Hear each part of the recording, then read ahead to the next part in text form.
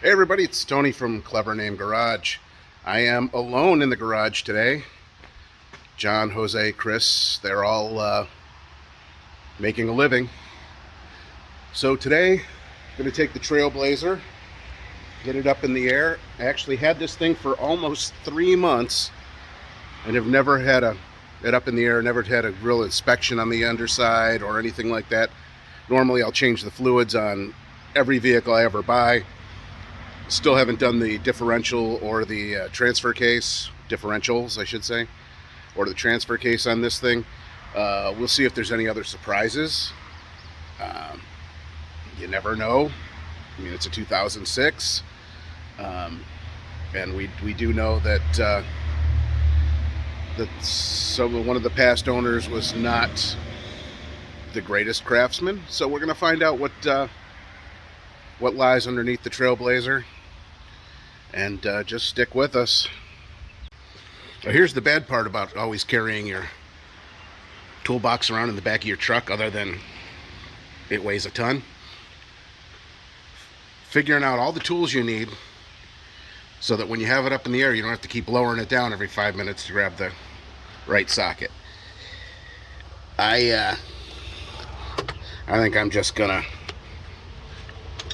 err on the side of caution and grab almost everything I can think of. Alright, so what have we found out so far? A little bit of surface rust here. That's nothing that I can't take care of. I'm not sure who did these beautiful welds on this exhaust, but it looks like some pieces of the factory exhaust added on to some other crap. Looks like maybe a Flowmaster in here. Although it's probably a knockoff because I don't see any of the markings normally that you see. Oh no, there's it. Well, I don't know. It's hard to say.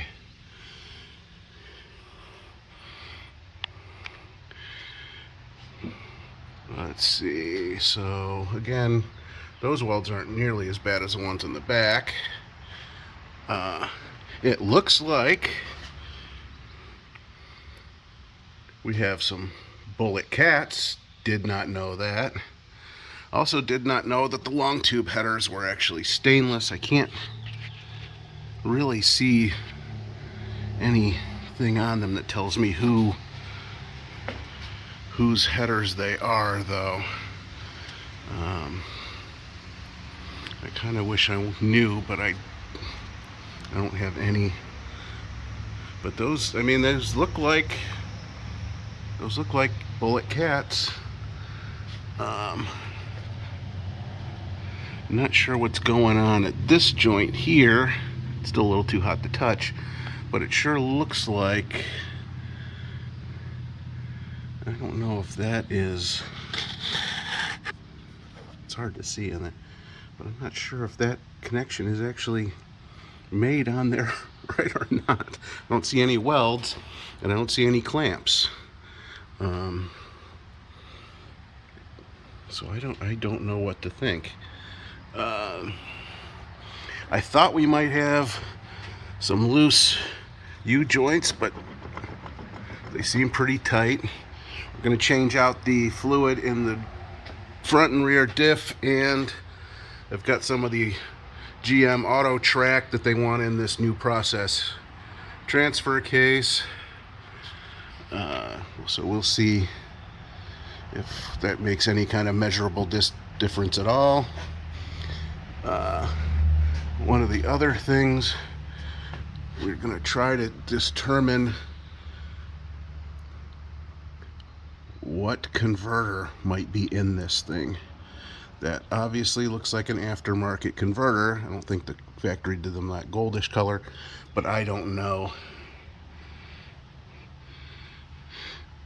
I don't know anything about this. We're also going to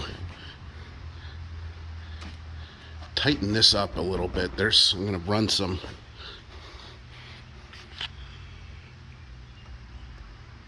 run something up from maybe here up to the radiator support so that my fog lights and everything else don't bounce around. I'm not sure how much is actually missing from these supports. I think that there should be a lot more holding this together than there really is. I'm sure that there's probably supposed to be something holding that together and a few other things. So we're going to tackle that today too. And for those of you who don't know anything about these all-wheel drive Trailblazers, this is going to be hard to see too, but that there, that's an axle shaft, and that there, that's an oil pan, and it goes right through the center of the oil pan. So these things often have problems since the sump is in the front and there's more sump back there.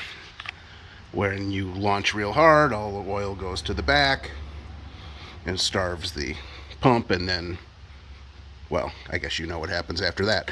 So unfortunately, again, since we didn't build this motor, we don't know if anybody put the baffles in that oil pan.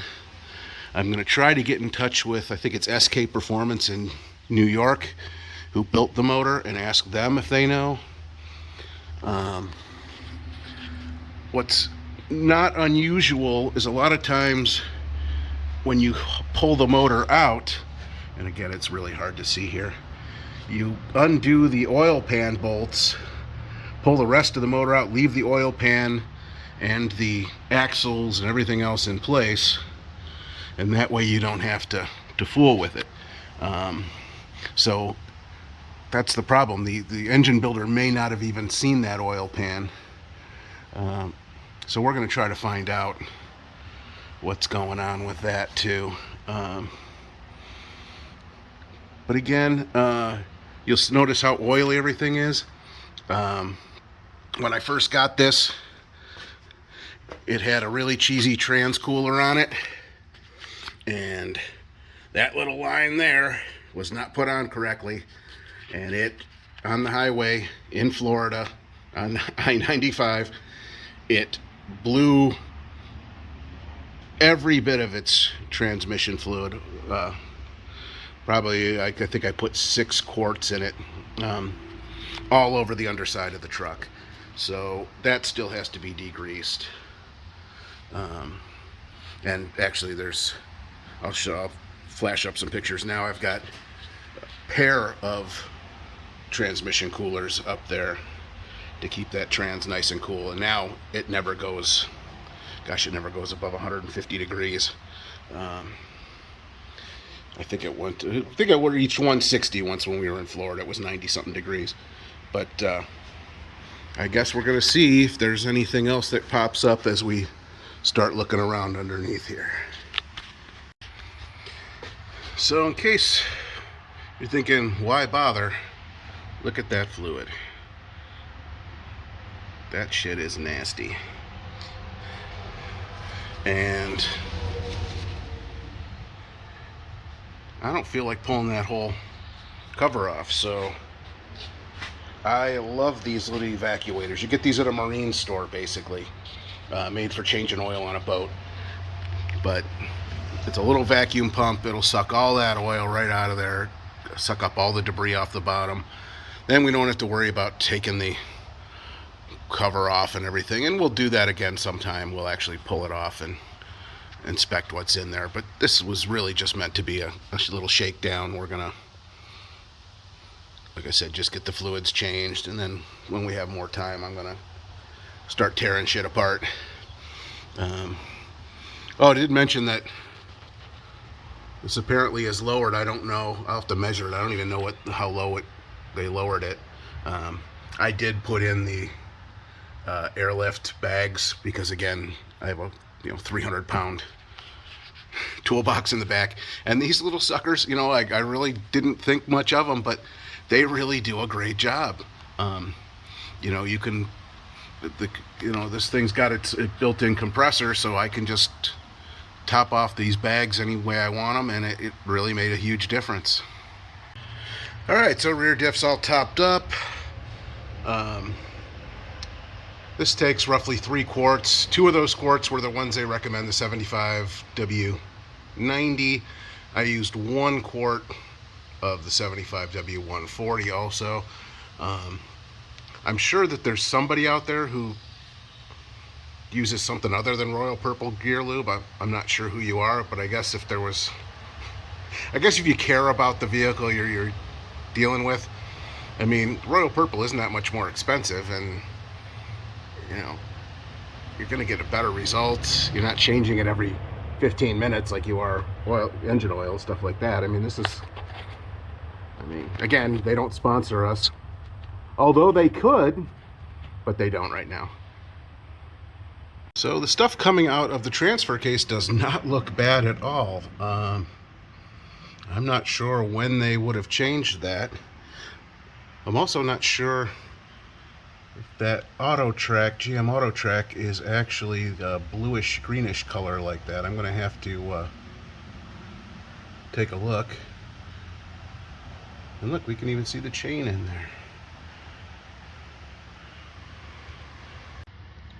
Okay, what we're looking at here is the fill plug for the front diff. It is giant. And then that little tiny one there, that's the drain.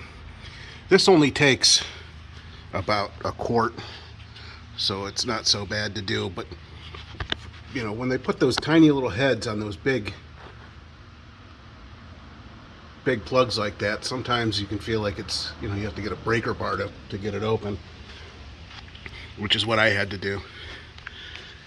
And then I didn't show any of this because I got on a roll, and since I'm alone, no one here to help film me, but put these little reinforcement bars, just a piece of aluminum with a couple of bolts that are way oversized, but it keeps the whole nose from moving around too much. My little aftermarket fog lights here, or driving lights, I noticed last night when I was driving back, they bounce around like crazy, and now that this is a little more sturdy, they're not going to do that. I actually have a video of how I installed these, and one of the little cool features that they do. That video is gonna be up. I don't know, maybe in a day or so. But again, these just, you know, a couple of dollars of aluminum at Home Depot and a couple of bolts, and that's all it took. But overall, I'll tell you, I have not found anything crazy. One of these sway bar links was loose, which was part of a tiny little noise that I was hearing. One of the other noises that I keep hearing is the exhaust hitting against the frame and hitting here.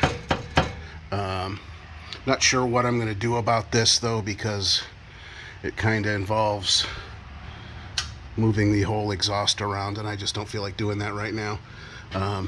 May end up having to do a transmission in this, because every now and again between 1 and 2 I get a kind of a misshift, and if we do that, obviously we're gonna have to probably take the crossover and everything off of here. So, you know, that would be a good time to maybe put just a couple of dents in these so that they don't hit that cross member anymore, and then maybe even move over the rest of this.